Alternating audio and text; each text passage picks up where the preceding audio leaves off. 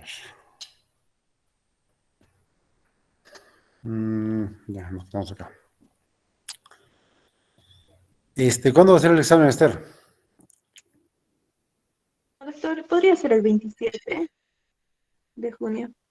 27. Ya, no hay problema. Sí, aquí. No hay problema. ¿Qué día Gracias. es 27? Sí, doctor. Mm, No digo qué día toca. ya, lunes 27. Bueno, no hay problema. A ver.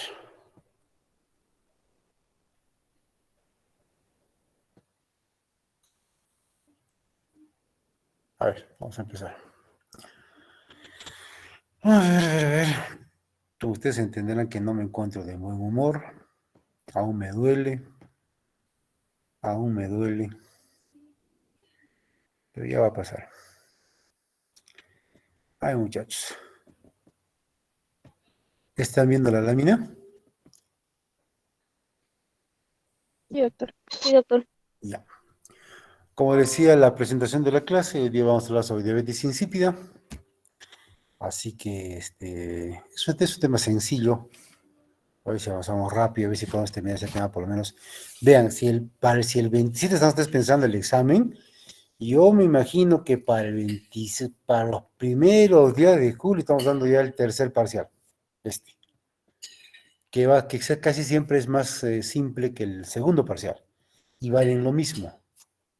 Así que pongan empeño, chicos, a este parcial y bueno, al que viene que les van a dar el examen. Considerando otras notas preciosas del primer parcial, metan el empeño, ¿ya?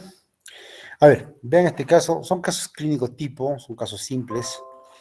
Estamos ante una chica de 20 años sin ningún antecedente importante que llega a la emergencia caminando por sí sola, diciendo que orina un montón y le da mucha sed. Orina tanto que en la noche se tiene que levantar para orinar porque la vejiga no le deja.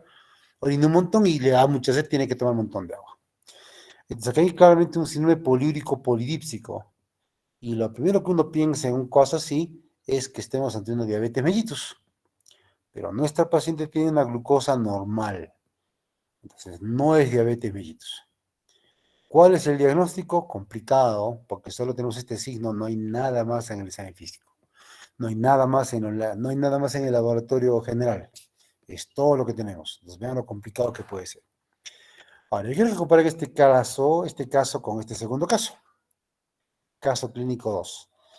Se trata de un paciente, varón, 35 años, trabajador de Rappi, ¿ya?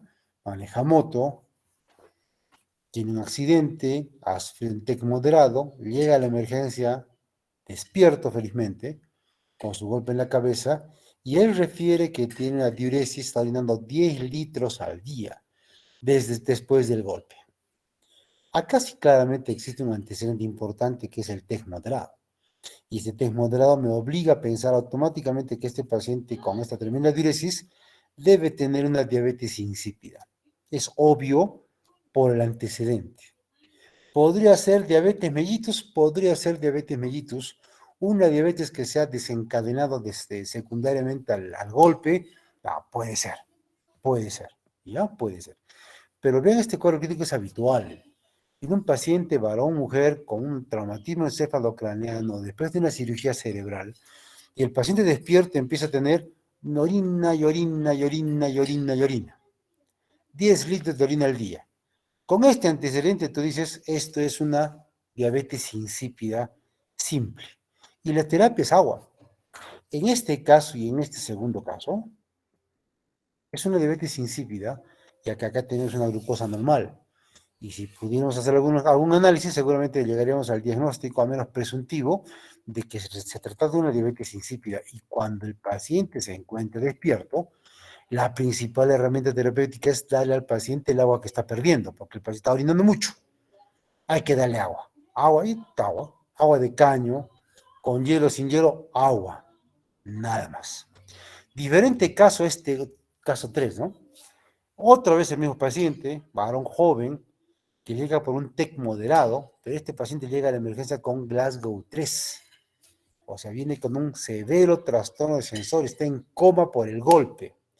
Y estando en coma por el golpe, el personal de la enfermería da cuenta que el paciente está orinando un montón. Él, obviamente, porque está en coma, no te dice que tiene sed. Es que la sed requiere ser consciente para que el paciente lo pueda contar, definir, para que se dé cuenta. Este que está planchado no va a tener sed, por lo tanto está perdiéndose, si pierde de veras agua. Y en este paciente, ¿cuál es la terapia? ¿Le daré agua si no tiene sed? Obviamente hay que darle agua, pero lo que yo quiero que ustedes tomen en cuenta es lo siguiente: mientras en estos casos el paciente se encuentra despierto y él solito va a buscar agua, tiene polidipsia, aquel paciente está planchado, no tiene cómo tomar agua porque no tiene la sensación de sed. ¿Qué pasa con él? Se me va a deshidratar. Entonces, si tú tienes un paciente con TEC que se encuentra en coma o con cualquier enfermedad neurológica, se encuentra en coma y tiene una gran diuresis, recuerda que él no te va a decir que tiene sed. Entonces, acá los signos vitales de repente no van a ser lo único que tú vas a tener que ver. ¿Cuál es la terapia que vas a dar a este paciente?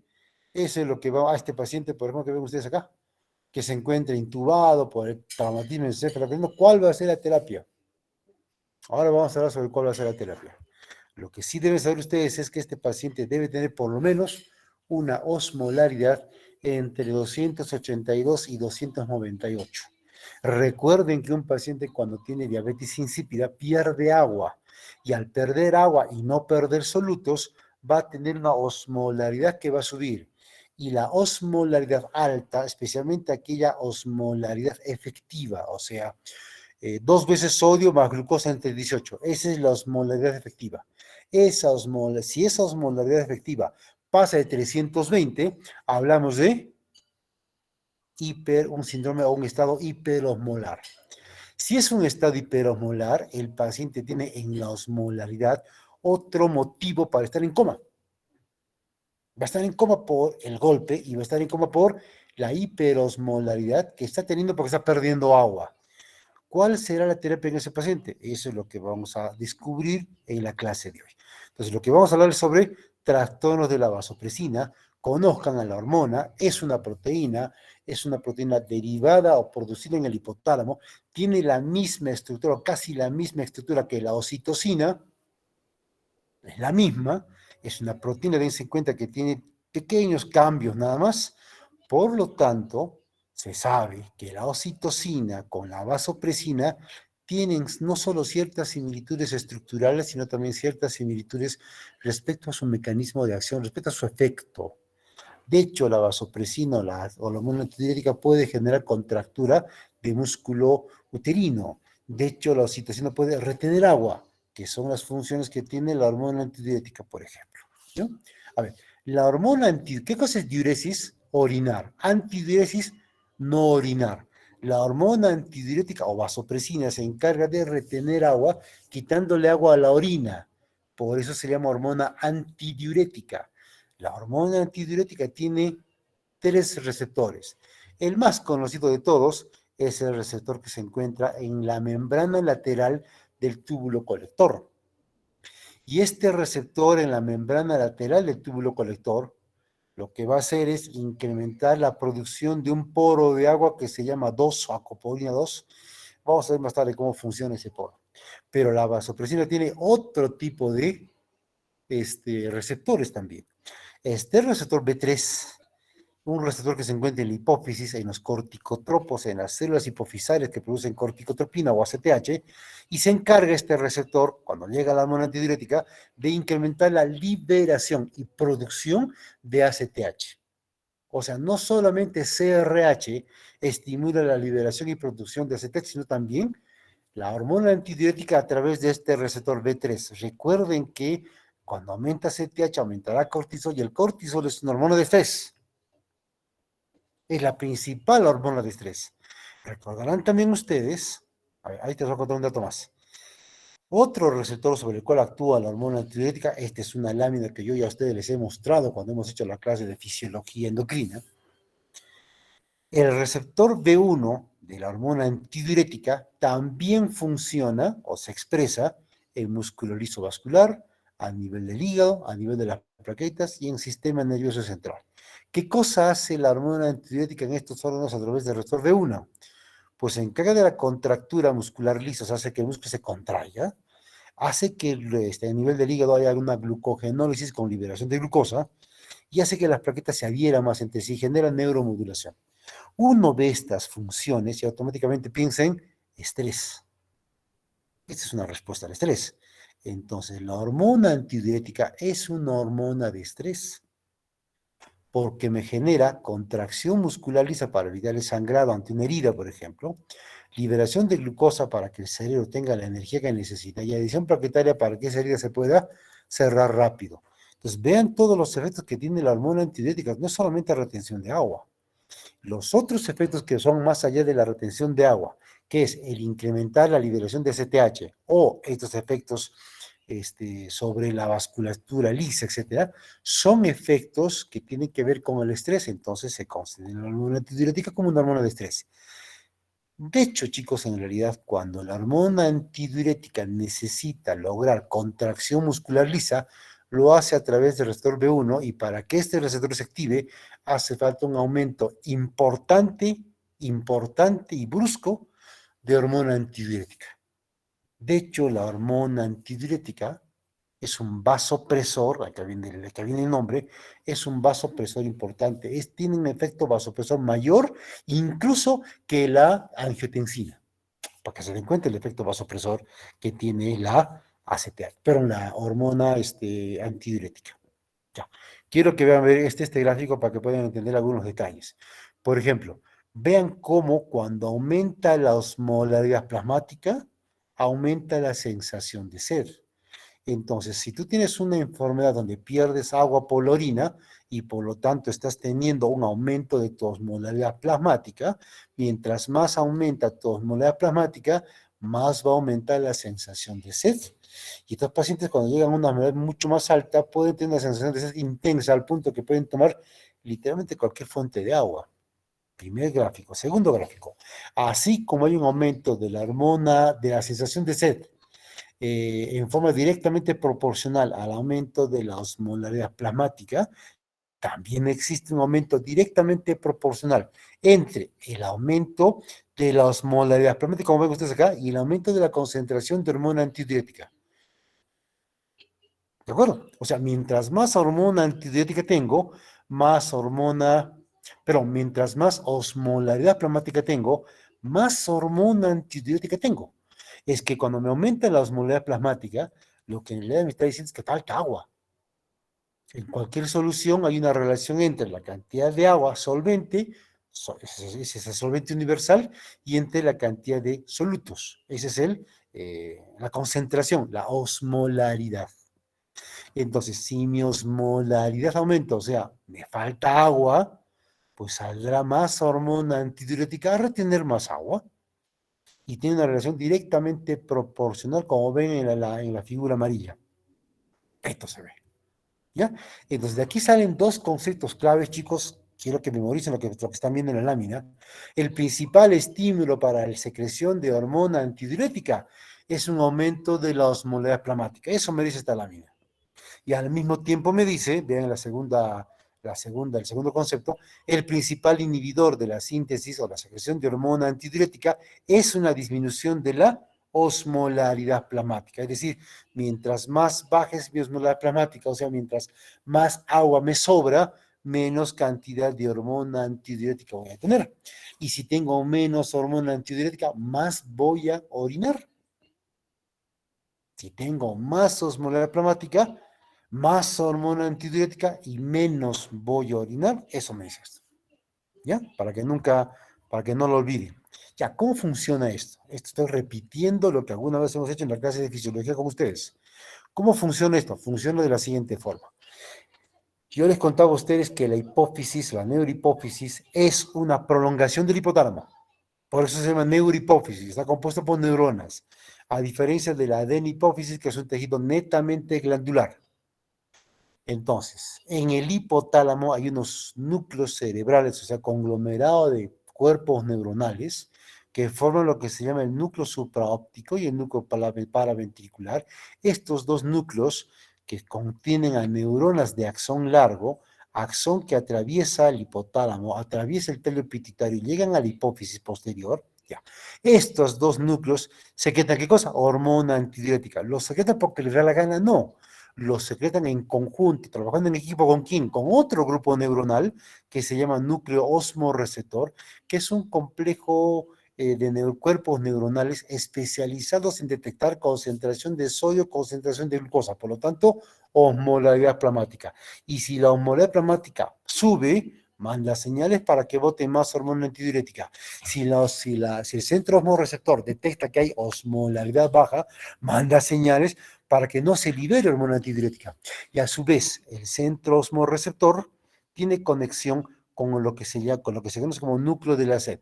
Núcleo de la sed, que está más arriba, que tiene conexiones directas ¿con qué? Con la corteza cerebral. Y hace que cuando existe un aumento de la osmolaridad plasmática, se active el núcleo de la sed y eso permite que la conciencia, que esa sensación de sed se haga consciente. Por lo tanto, el paciente va a tener sed y va a buscar agua, que es lo que se busca con el centro de la sed.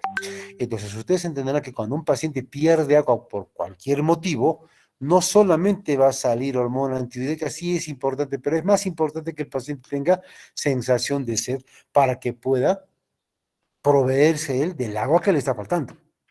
Lo único que hace la hormona antidiurética es no darle más agua, sino evitar que se siga perdiendo agua. Eso es lo que hace. Ya.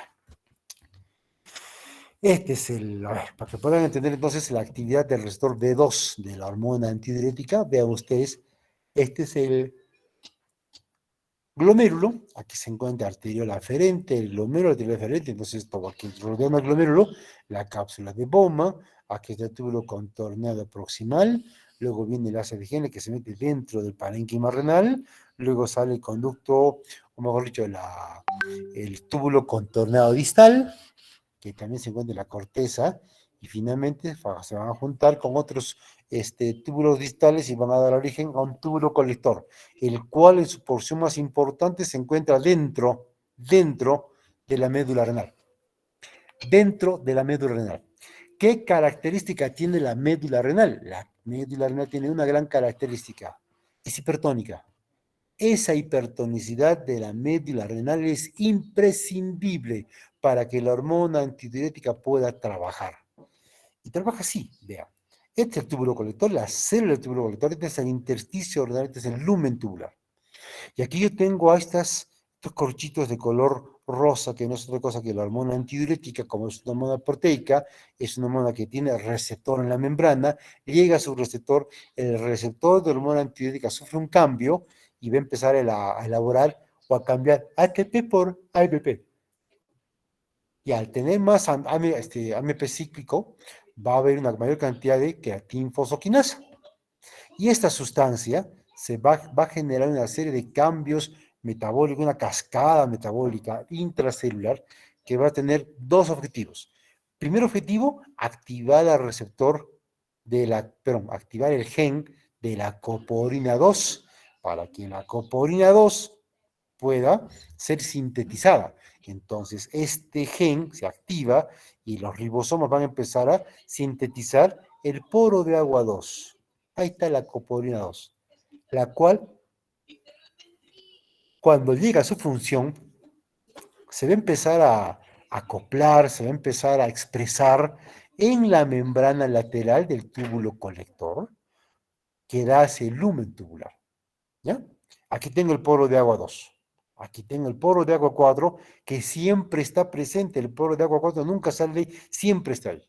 ¿Ya? El poro de agua 2 es el que aparece o desaparece cuando aparece hormona antidiurética o cuando esta no está. Entonces, ¿cómo funciona? Yo en el lumen tubular tengo una gran cantidad de agua. En el intersticio tengo una gran cantidad de, ¿qué? De solutos, o sea, tengo poca agua. Entonces, ¿qué cosa hace el agua?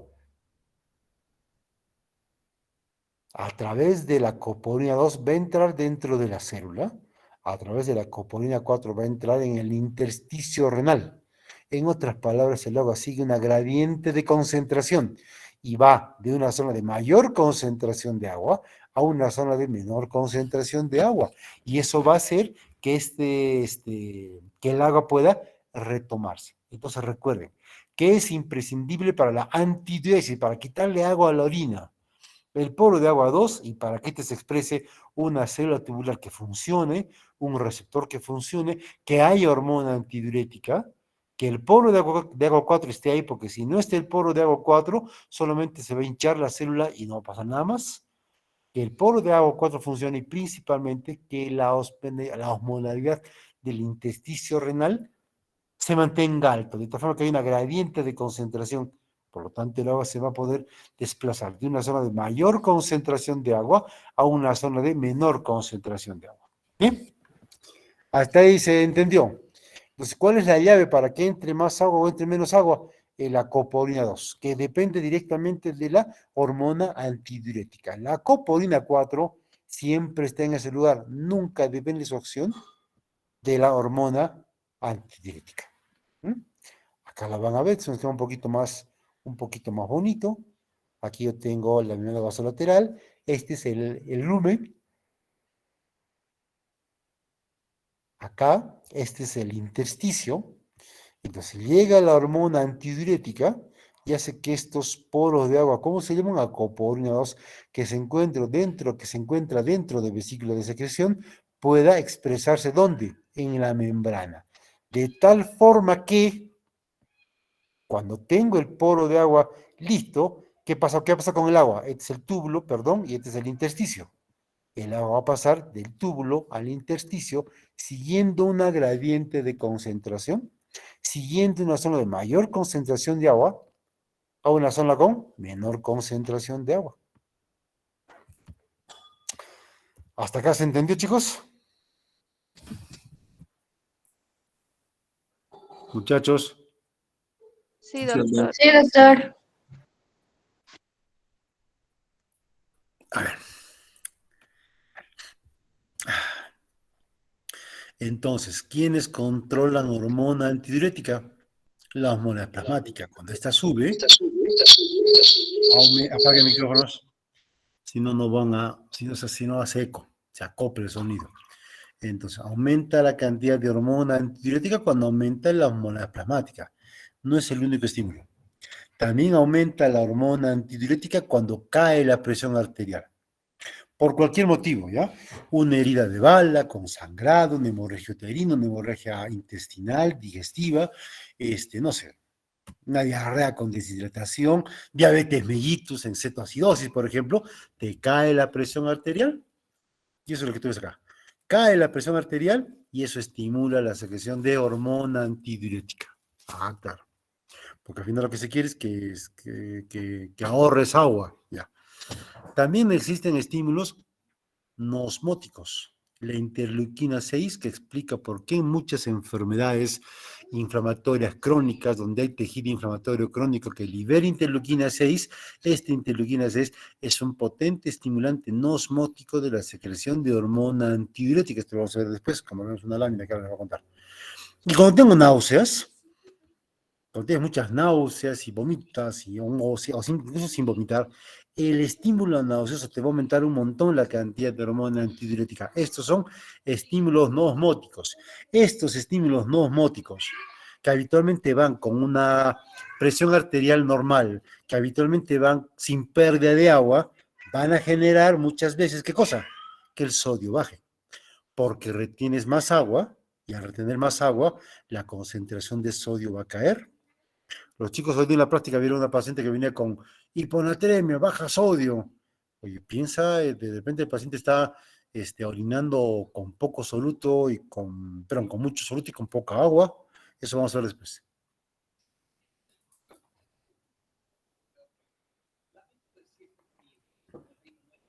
Ya. ¿Drogas estimulan la secreción de hormona antidiurética? Sí, estimulan su secreción o estimulan que ésta no se pueda sintetizar. Sí, por ejemplo. Chicos, tengo acá mi gata en celo, así que la voy a... A ver, no quiere venir, quiere un gato. A ver, chicos, lo que ven ustedes acá en estos dos gráficos son medicamentos, fármacos que estimulan la secreción de hormona antidiurética. Y les he puesto en amarillo aquellos que son medicamentos digamos, bastante frecuentemente usados en medicina interna. Por ejemplo, carbamazepina, el clofhidrato, metoclopramida, nicotina, hay mucha gente que fuma, y otras sustancias, opiáceos, hipoxia, histamina, etcétera. ¿Ya? Pero lo que vemos es acá, está sustancias que inhiben la secreción de hormona antidiurética, y entre ellos tengo el alcohol, ¿ah? Y algunos medicamentos alfa-agonistas, el péptido antidiurético, etc. Aquí está la explicación por qué, por ejemplo, seguramente lo han visto ayer, los que han tomado por decepción, tomas un montón de alcohol y te vas al baño, te lleva al baño para orinar. ¿Por qué? ¿Por la cerveza que has tomado? ¿Por los hielitos que le has puesto a tu ron? No, es que el alcohol que tú tomas bloquea la secreción de hormona antidiurética y te va a dar ganas de orinar. Por eso cuando tú tomas mucho alcohol, vas al baño y ¿cómo es la orina que tú tienes? Es una orina clara, parece agua San Antonio, cielo, no sé qué más que quieren, lo que quieran. Vean que eso puede ocurrir. Ya te digo, si tú fumas, hay menos liberación, o mejor dicho, hay más liberación de hormona antidiurética. Por eso mucha gente toma y fuma al mismo tiempo, para no ir tanto al baño.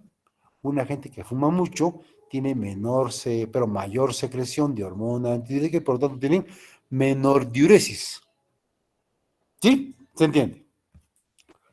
Ya. Hasta acá, muchachos, porque quiero que esta parte me la entiendan bien. ¿Alguna pregunta?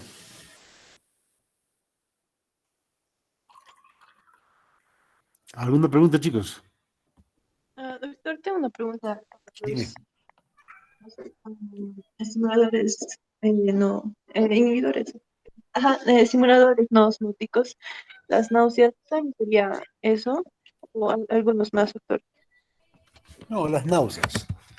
Cuando tienes un cuadro nauseoso, con una pancreatitis, una gastritis, una colecitis, ¿cómo le llaman esto los ginecólogos? Una hiperemesis gravídica, no, aumenta la cantidad de hormona antidiurética. ¿Y esto en qué se va clínicamente? ¿De qué forma lo puede sospechar? Porque el paciente no orina por la tremenda cantidad de hormona antidiurética. No orina, no orina. Otra pregunta, otra pregunta. Ya, si no hay nada más, pasamos a esta parte que es a donde quería llegar desde que empezó la clase. Vamos a hablar un poquito sobre diabetes insípida. ¿Qué es diabetes insípida? A ver, antiguamente la gente decía, tengo diabetes, porque el término diabetes venía de orinar mucho, orinar mucho. Y probamos la orina de un paciente con diabetes, probamos la orina, ¿y cómo encontraban la orina? Y le encontraban dulce, y ahí viene el nombre de diabetes mellitus, porque parece miel. Ahora, hay otro tipo de pacientes que orinan mucho, donde la orina es diluida. Como es diluida, es agua, por eso probaban esa orina y les parecía insípida. De ahí viene el nombre, diabetes insípida. Son pacientes que tienen poliuria polidipsia, pero con orina muy diluida, prácticamente es agua. Te pueden orinar por lo menos 30 mililitros por kilo en 24 horas, ¿no? O sea, si es un sujeto que tiene 70 kilos, necesitar agua y orinar 2 litros, por ahí 2 litros y medio para arriba. Obviamente, como estás botando una gran cantidad de agua por la orina, la osmolaridad urinaria se encuentra bien baja porque estás botando mucha agua. O una densidad urinaria baja. Esto no ocurre, por ejemplo, en diabetes mellitus tipo 2 o tipo 1. En la diabetes mellitus, tú tienes un montón de agua en la orina, y esa agua en la orina tiene efecto osmótico, por supuesto. La osmolaridad urinaria o la densidad urinaria en un paciente que tiene diabetes mellitus es mayor, por supuesto, alta, comparado con la que ocurre en un paciente con diabetes insípida, donde casi no hay solutos, casi todo es agua. ¿Mm? Y este paciente, como tiene la sensación de sed normal, va a tener una osmolaridad normal. Pero si tú le restringes el agua, va a empezar a hacer hiperosmolaridad. Recuerden, si la cesta está intacta, el paciente va a tener una osmolaridad plasmática normal. Y excepto la polidipsia, la poliuria, van a ser pacientes totalmente asintomáticos. No van a hacer un cuadro marcado de aumento de la osmolaridad plasmática. ¿Mm? Ya. ¿Por qué ocurre la diabetes insípida? Porque la hormona antidiurética o no funciona o hay poca cantidad. En la diabetes insípida central hablamos de una menor cantidad de hormona antidiurética. De hecho, la diabetes insípida se va a hacer manifiesta siempre y cuando la capacidad de producción de hormonas antidiurética cae en un 75% por lo menos. Por lo menos. Si tú tienes 70%, 60%, no sé, la capacidad de secreción de hormona antibiótica como que se mantiene, entonces el cuadro clínico como que no se va a presentar. ¿Entiendes? Ya. Entonces, en la diabetes insípida central, donde me falta hormona antidiurética, el déficit de esta puede ser parcial o puede ser completo. O sea, puedo tener algo de hormona antibiótica, pero insuficiente para retener agua, o simplemente no tengo nada. En cualquiera de los dos casos, yo voy a encontrar que el paciente puede tener polipsias, tiene mucha sed, porque orina mucho, hasta 20 litros por día. Típico es que hay un antecedente de lesión neurológica, un TEC, una cirugía, pero hay algunos pacientes que vienen sin ese antecedente, hay que sospecharlos en ello también. Un paciente que sufre TEC, esto lo van a ver cuando hagan traumatología, un paciente que sufre TEC puede tener esta respuesta trifásica, se llama. Respuesta a la lesión neurológica. ¿En qué consiste esa respuesta? Después del trauma, te aparece en el paciente una gran diuresis. A esto le llaman diabetes insípida transitoria, que es un cuadro donde el paciente va a empezar a perder agua. ¿Para qué pierde agua? Para que el edema cerebral resultante del golpe se dé en menor intensidad. Entonces va a haber menor compromiso neurológico. Pasa la primera semana, porque esto tira apenas un día, pasa luego hasta la primera semana, el paciente tiene buena evolución y recién al día 5 o al día 7, después del golpe, el paciente puede recuperar la secreción de hormona antidiurética y hacer este síndrome de secreción inadecuada de hormona antidiurética. O sea, tengo mucha hormona antidiurética y eso me puede generar el efecto contrario. Ya, hasta acá. ¿Por qué me da la diabetes insípida transitoria después de un golpe? Para evitar el edema cerebral, que es la principal complicación de un TEC. Y esto debe ocurrir siempre en las primeras 24 horas. Recuerde que si aumenta de volumen por edema del tejido cerebral, el cráneo, que es inexpansible, no se puede extender, no puede crecer, va a generar un aumento de la presión intracraneal y eso puede ser peligrosísimo. Por eso en esa primera etapa aparece este mecanismo de defensa que es la diabetes insípida transitoria. A veces ocurre que de pasada la primera semana la diabetes insípida regresa y acá hablamos de diabetes insípida posiblemente permanente. Puede ocurrir, no siempre las tres fases se encuentran en un paciente con TEC, no siempre las tres fases. ¿Cómo hago diagnóstico de diabetes insípida central? Fácil. Clínica, poliuria, polidipsia. Laboratorio, la osmolaridad plasmática no me sirve porque habitualmente está normal, algo alto. Lo que más te sirve es la osmolaridad urinaria, que siempre va a estar baja, menos de 300 miliomoles, o puedes tener una densidad urinaria baja, baja. O sea, lo que estás orinando es agua. ¿Qué cosa ocurre entonces en la diabetes insípida? Pierdes agua a través de la orina. Pierdes agua a través de la orina. Eso es lo que ocurre. Y como es casi agua tu orina, tienes una densidad urinaria baja. Ya, esto que ven ustedes acá es típico de cualquier paciente que tenga diabetes insípida, central o periférica. Pero el que es central también tiene hormona antidiurética baja. O si quieren, una clínica que cambia, un laboratorio que cambia, cuando el paciente ya se ha administrado arginina vasopresina o desmopresina, que son análogos de la hormona antidiurética. Entonces, en un cuadro central yo encuentro clínica de diabetes insípida. ¿Cuál es la clínica de diabetes insípida? Polidipsia, poliuria, osmolaridad urinaria baja, con densidad urinaria baja, y si el mecanismo de la sed está intacto, vas a encontrar una osmolaridad plasmática normal. Normal. ¿Qué cosa es esto? Diabetes insípida. ¿Central? No, no me dice eso. ¿Quieres saber si es central o periférica? Mide la hormona antidiurética. Te sale baja, el cuadro es central. Es simple, el cuadro es central.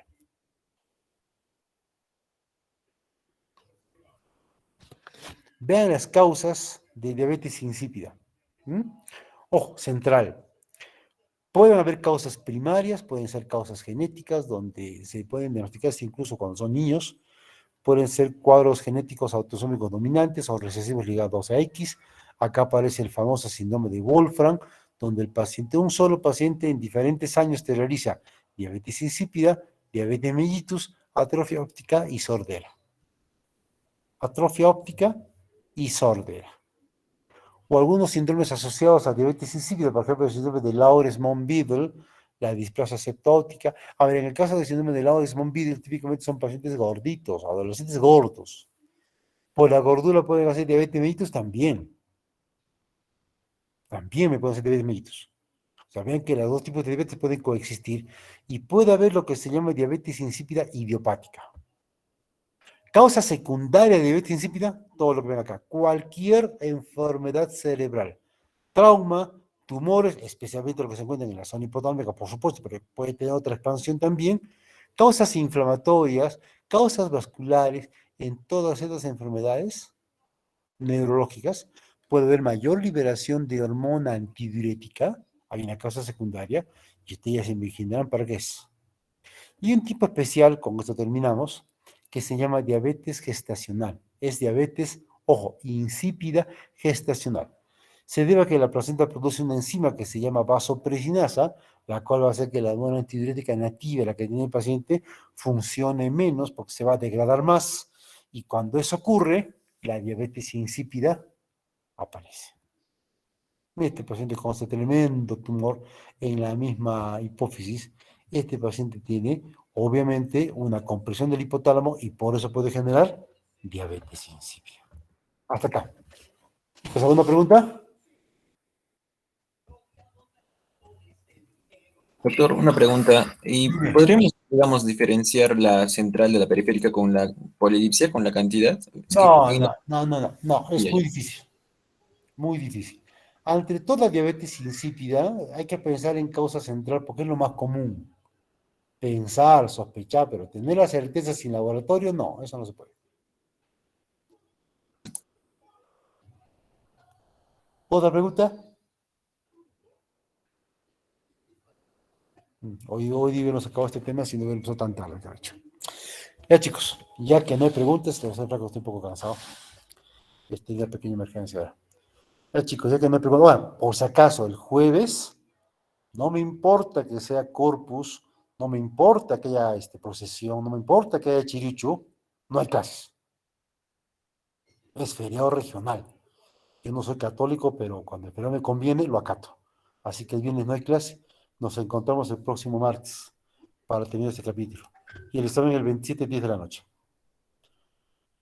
Ya chicos, Está bien, doctor. Hasta el martes. hasta el martes. Gracias, doctor. Chao muchachos. Chao, que Gracias. les vaya Gracias, bien. doctor. ¿Dónde?